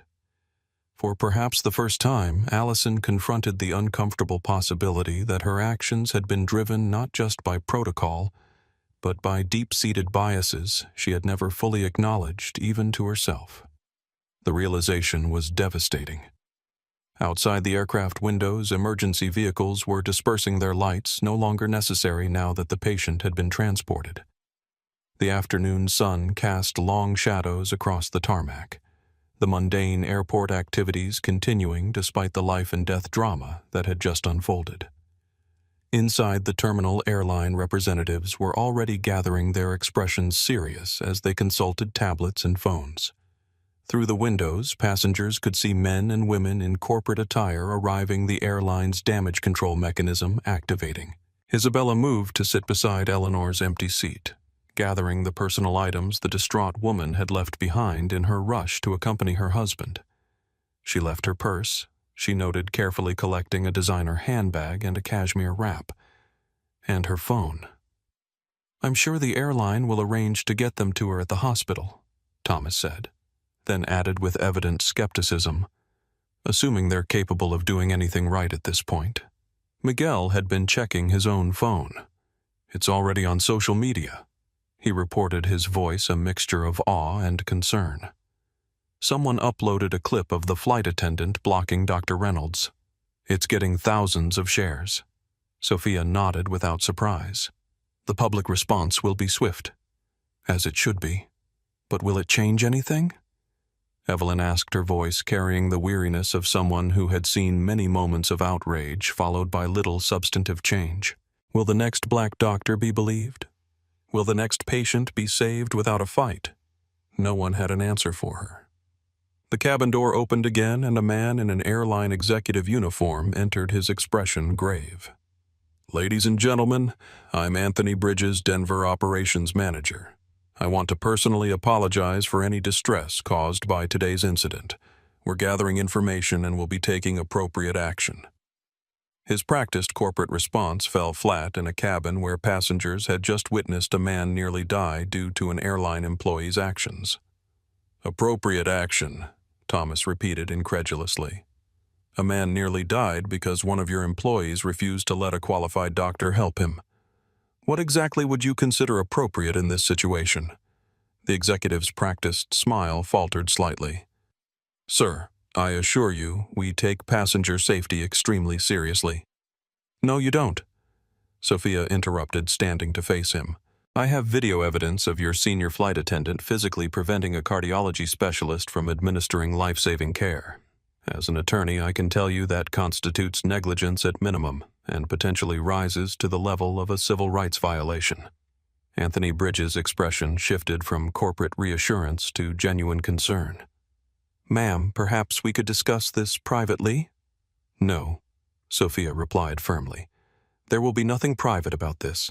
Your employee's actions were witnessed by an entire cabin of passengers, and now they're being viewed by thousands online. Transparency is your only option at this point." Evelyn Nelson spoke up, her voice carrying the quiet authority of decades in education. "Young man, your airline has a much bigger problem than a PR crisis.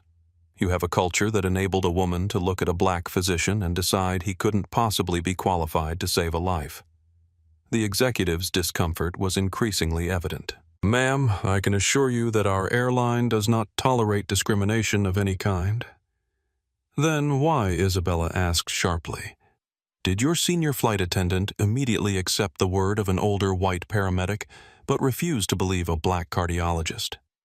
The pointed question hung in the air. Several passengers nodded in agreement, while others shifted uncomfortably, perhaps recognizing their own unconscious biases reflected in the confrontation they had witnessed. Before the executive could formulate a response, Lisa returned from the cockpit, her expression grim. "Mr. Bridges, the captain says you're needed immediately. There's FBI agents at the gate. They're asking to board." A ripple of murmurs spread through the cabin. Miguel's eyes widened. "FBI. Is this that serious?" Sophia nodded. "Obstruction of emergency medical care that could have resulted in death, potentially motivated by racial bias." "Yes, it's that serious." Anthony Bridges' professional composure cracked entirely. "FBI already. But I need to make some calls." He turned abruptly and hurried toward the jet bridge, any pretense of controlled crisis management abandoned. Thomas leaned toward Sophia. "FBI involvement. This quickly seems unusual. How would they even know about this?" "Yet." Sophia glanced at her phone. "The video I recorded has over 50,000 views already. Someone tagged the Civil Rights Division. And Mr. Wilson isn't just any passenger, he's a major donor to several political campaigns and has connections throughout Washington. Things move quickly when certain people are involved." Outside the windows, passengers could now see several individuals in dark suits approaching the aircraft. Their purposeful stride and serious expressions were visible even from a distance. Inside the cabin, Allison had returned from the cockpit, her face ashen. She moved mechanically through her duties, avoiding eye contact with passengers, particularly those who had been most vocal during the confrontation. The aircraft door opened again, and 3 individuals entered, 2 men and a woman, all in professional attire that unmistakably identified them as federal agents. "Good afternoon," the woman said, her voice carrying natural authority. "I'm Special Agent Teresa Ramirez with the FBI Civil Rights Division. These are Agents Collins and Hernandez. We're here to gather information about an incident that occurred on this flight." Allison Parker froze in the galley, a stack of incident report forms clutched in her trembling hands. Agent Ramirez surveyed the cabin with practiced efficiency. "We understand there was a medical emergency during which a physician may have been prevented from providing care. We'll need statements from all witnesses, beginning with the flight crew." Her gaze settled on Allison, who seemed to shrink under the scrutiny. "Are you Allison Parker, senior flight attendant on this flight?" Allison nodded mutely. "Ms. Parker, we'll need to speak with you first. Is there a private area where we can conduct an interview?" Before Allison could respond, Sophia stood. "Agent Ramirez. I'm Sophia Keller, attorney. I have video documentation of the entire incident which I'm prepared to provide to your investigation." Agent Ramirez nodded. "Thank you, Ms. Keller. We'll review your evidence." She turned back to Allison. "Ms. Parker, please come with us." As Allison was escorted toward the front of the aircraft, the gravity of the situation settled over the remaining passengers. What had begun as a medical emergency had evolved into something far larger. A moment when unconscious bias had been exposed in the most consequential way possible, with a man's life hanging in the balance. Outside, the afternoon sun continued its arc across the Colorado sky, indifferent to the human drama unfolding beneath it. Inside University Medical Center, James Wilson fought for recovery with Dr. Reynolds still by his side, and on Flight 427 the reckoning had only just begun. "I'm Special Agent Teresa Ramirez with the FBI Civil Rights Division," the woman announced, her voice carrying natural authority throughout the first-class cabin. Standing at 5'8", with her dark hair pulled back in a professional bun, Agent Ramirez exuded the quiet confidence of someone accustomed to handling sensitive investigations. The 2 agents flanking her, Collins, a broad-shouldered black man in his 40s, and Hernandez, a younger Hispanic man with watchful eyes, surveyed the cabin with practiced observation. "We're here to investigate reports of obstruction of emergency medical care with potential civil rights implications," Agent Ramirez continued. "We understand a physician may have been prevented from providing life-saving treatment during a medical emergency on this flight." The cabin had gone completely silent, the gravity of federal agents boarding the aircraft landing heavily on everyone present. Airline executives who had been attempting to manage the situation stood frozen, their damage control protocols clearly not designed for this level of escalation. Allison Parker had retreated to the galley, her face ashen, her hands visibly trembling as she clutched a stack of incident report forms. The confident authority she had projected earlier had vanished entirely, replaced by evident fear. Sophia Keller rose from her seat, phone in hand. "Agent Ramirez. I'm Sophia Keller, attorney. I documented the entire incident." The senior flight attendant physically blocked Dr. Elijah Reynolds, a cardiology specialist, from providing emergency care to a passenger in cardiac arrest. When he identified himself as a physician, she demanded credentials and stated, and I quote, "We need a real doctor." Agent Ramirez nodded, her expression remaining neutral but attentive. "Thank you, Ms. Keller. We'll need to review that documentation and take your formal statement." She turned to address the broader cabin. "Ladies and gentlemen, we apologize for the delay to your journey. We'll need to interview key witnesses, but we'll try to be as expedient as possible." Thomas Miller stood from his seat. "I'm a retired paramedic, Agent Ramirez. I witnessed the entire incident and can confirm Ms. Keller's account. Dr. Reynolds was performing textbook CPR and requested the AED, which was delayed due to Ms. Parker's obstruction. Isabella Rodriguez joined him. I'm a trauma nurse. I assisted Dr. Reynolds once he was finally allowed to access emergency equipment. Without his intervention, Mr. Wilson would almost certainly not have survived. Miguel Dominguez raised his hand tentatively. I'm a medical student. I also helped Dr. Reynolds. He knew exactly what to do, but Ms. Parker wouldn't let him help until it was almost too late. Agent Ramirez listened attentively, her notepad already open as she documented these initial statements. We appreciate everyone's willingness to provide information. Agent Hernandez will collect contact details from all passengers in first class so we can follow up for formal statements. Right now, we need to speak with Ms. Parker and review Ms. Keller's video evidence. Agent Collins had moved to where Allison stood in the galley, his notepad already open. Ms. Parker, I'll need to speak with you privately. Allison's gaze darted around as if seeking escape, but finding none.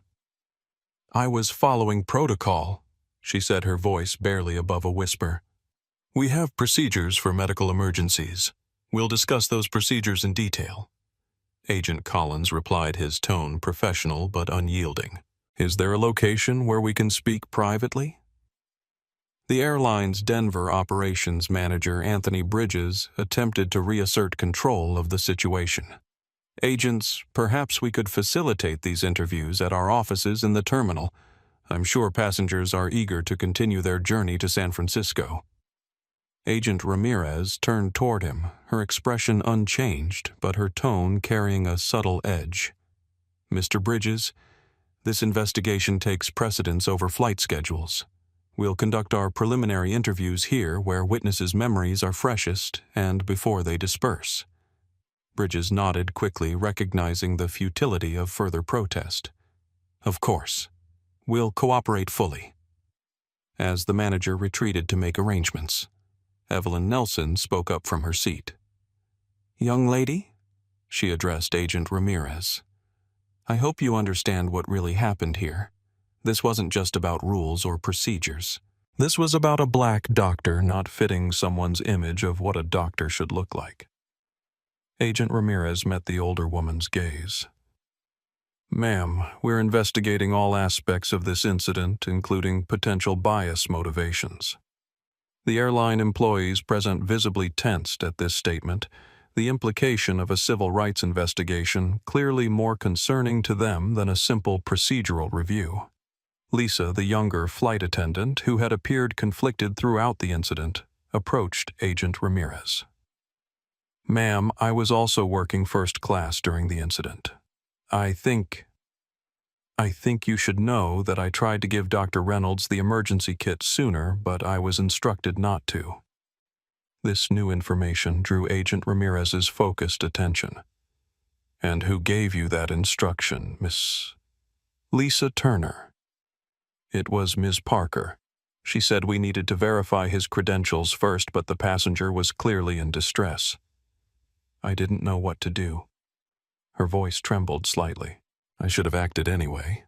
Agent Ramirez nodded, making a note. We'll need your formal statement as well, Miss Turner. Sophia had connected her phone to a tablet she carried in her briefcase, allowing her to show the video on a larger screen. Agent Ramirez, would you like to review the footage now? I've cued it to the critical moment when Ms. Parker physically blocked Dr. Reynolds. Yes, please. Agent Ramirez replied, moving to where she could view the screen. The tablet displayed the scene that had unfolded earlier. Elijah identifying himself as a cardiologist, Allison placing her hand on his shoulder to stop him, the critical exchange where she stated, "Anyone can claim to be a doctor. We follow procedure." The video continued, capturing the escalation, Elijah's repeated requests for the AED, and finally the moment when he took decisive action, despite Allison's obstruction. As the footage played, passengers who had not witnessed the entire confrontation from their seats gasped at the clear documentation of what had transpired. Agent Ramirez watched without visible reaction, her professional training evident in her neutral expression. When the video concluded, she simply said, "Thank you, Ms. Keller. This will be crucial evidence in our investigation. I'll need a copy." Of course, Sophia agreed, already preparing to transfer the file.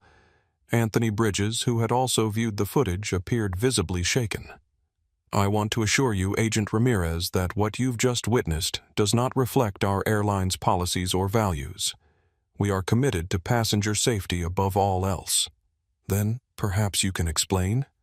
Agent Ramirez replied, "Why your senior flight attendant prevented a clearly qualified physician from providing emergency care to a passenger in cardiac arrest." Bridges had no immediate answer. In the front galley, Agent Collins' interview with Allison had taken an intense turn. Though their conversation wasn't audible to the cabin, Allison's body language communicated increasing distress. At one point, she covered her face with her hands, her shoulders shaking in what appeared to be silent sobs. Throughout the cabin, passengers exchanged glances, the shared witness experience creating an unusual bond among strangers. Some appeared uncomfortable, perhaps recognizing similar biases within themselves. Others seemed righteously indignant, their sense of justice inflamed by what they had observed. Agent Hernandez moved methodically through the cabin, collecting contact information and brief preliminary statements from each passenger. When he reached Evelyn Nelson, the older woman fixed him with a direct gaze. "Young man, I've lived long enough to recognize prejudice when I see it." That flight attendant looked at Dr. Reynolds and decided he couldn't possibly be what he claimed. "I've watched that same scenario play out for 70 years, just with different settings and characters. The only difference today was that someone's life hung in the balance." Agent Hernandez nodded, making detailed notes. "Thank you for your perspective, ma'am. It will be included in our report." Jonathan Wells, who had initially supported Allison, now appeared deeply troubled. When Agent Hernandez reached him, he spoke quietly. "I need to admit that I initially thought the flight attendant was just following procedure. I didn't consider that bias might be involved until I saw how differently she responded to the white paramedic versus the black doctor. I'm not proud of that." After approximately 30 minutes of preliminary investigation, Agent Ramirez addressed the cabin again. "Ladies and gentlemen, we've gathered enough initial information to proceed with our formal investigation. We'll be taking statements from Ms. Parker and key witnesses at our Denver office. The rest of you may continue to your destination. FBI agents in San Francisco may contact you for additional statements upon your arrival." She turned to Anthony Bridges. "Mr. Bridges will need Ms. Parker to accompany us for further questioning." The airline executive nodded stiffly. "Of course. We'll arrange for a replacement crew member for the continuation of the flight." Agent Collins emerged from the galley with Allison, whose mascara had run down her cheeks in dark streaks. She kept her gaze fixed on the floor, unable to meet the eyes of the passengers who had witnessed her actions.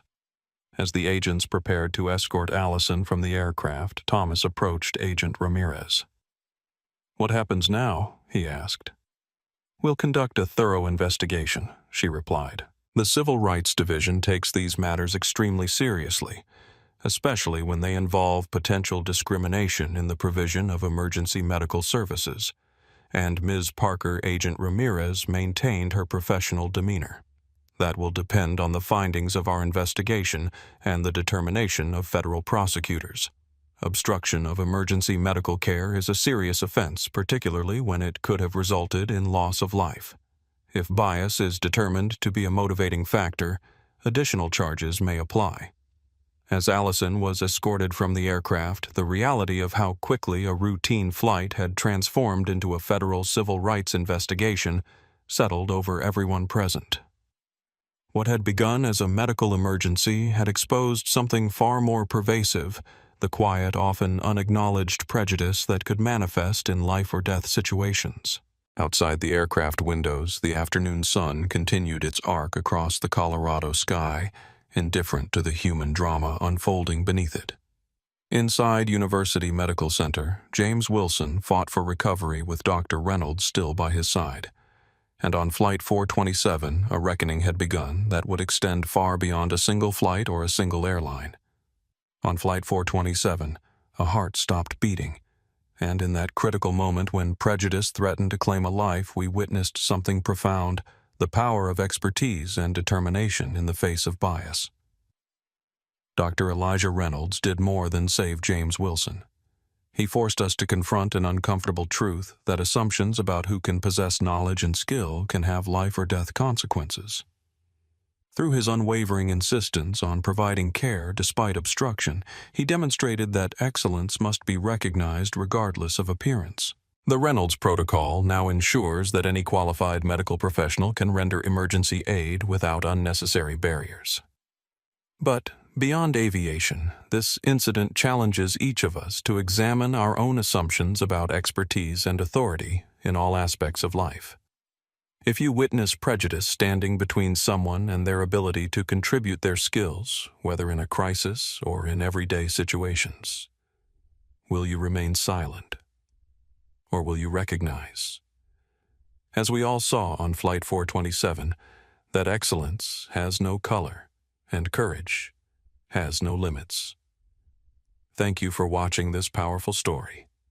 If it moved you as much as it did us, please like this video, subscribe to our channel, and share it with others. Your support helps us continue to bring these important stories to light.